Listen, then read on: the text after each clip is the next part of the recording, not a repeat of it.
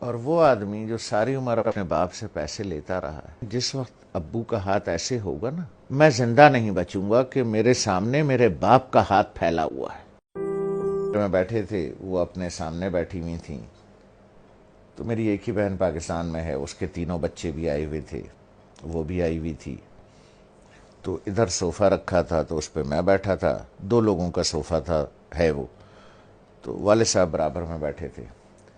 تو سب لوگ باتیں کر رہے تھے، تو میں نے کچھ 2-4 پیسے نکال کر کے والد صاحب کو ویسے ہی پیش کر دیے۔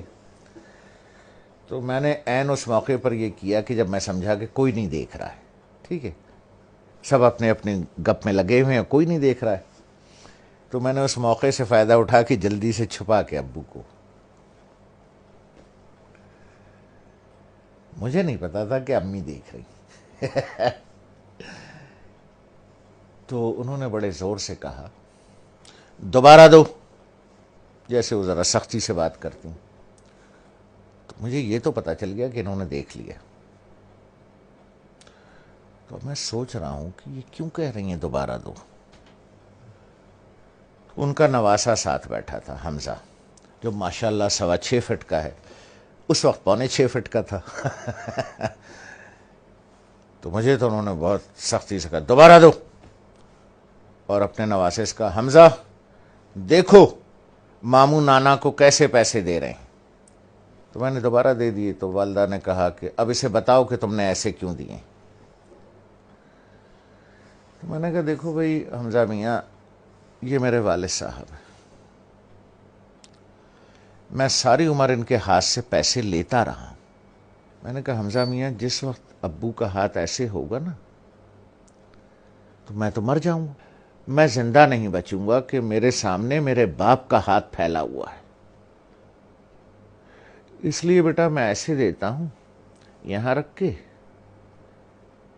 کہ والد صاحب یہاں سے اٹھا لیں، انہیں میرے سامنے ہاتھ نہ پھیلانا پڑے۔ جس طرح سے پرانے وقتوں میں بادشاہوں کو نظر اور نیاز دی جاتی تھی نا، یوں کر کے، اور بادشاہ اگر قبول کر لے، اٹھا لے، تو وہ نیاز قبول ہو جاتی تھی۔ جیسے آج بھی مزاروں پر ادھر ادھر پیروں کو ایسے کر کے نظر دی جاتی ہے، پیر صاحب ہاتھ لگا دیتے ہیں یا کبھی کبھی اٹھا بھی لیتے ہیں، تو سمجھیے وہ نظر اور وہ نیاز قبول ہو گئی۔ تو اس لیے میں ایسے کر کے نظر پیش کرتا ہوں، چھپا کے کہ کوئی دیکھ نہ لے ہیں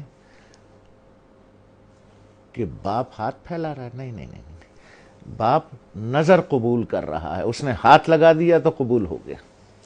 اب وہ حدیث مبارک کا مفہوم ذہن میں لائیں، جب سرکار رحمت اللہ عالمین صلی اللہ علیہ وسلم نے بیٹے کا گریبان پکڑ کے کہا کہ تو اور تیرے پاس جو کچھ ہے تیرے باپ کا۔ لوگ بھاگتے ہیں، میں آخری بات کروں، لوگ بھاگتے ہیں وہ فلانے پیر صاحب سے دعا کرا لیں، ہیں جی، وہ فلانے مزار پہ دعا کر لیں، وہ پیر صاحب کا جھوٹا پانی پی لیں، ہیں جی، وہ پیر صاحب کی جوتیاں اٹھا لیں، بخشے جائیں گے، ثواب ملے گا۔ ارے یار، 2 عدد پیر تمہارے گھر میں بیٹھے ہیں،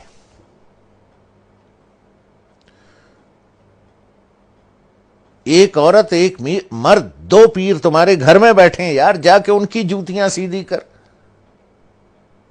ان کا جھوٹا پانی پی، ان کے پیر دبا، پیر صاحب کے بجائے باپ کو نظر اور نیاز پیش کر، جا کے ابا کے جوتے پالش کر، ماں کی چپلیں سیدھی کر کے رکھ۔ 2 پیر گھر میں بیٹھے ہیں، ان کو چھوڑ کے اللہ کو ڈھونڈنے کہیں اور جاتے ہو، شرم نہیں آتی؟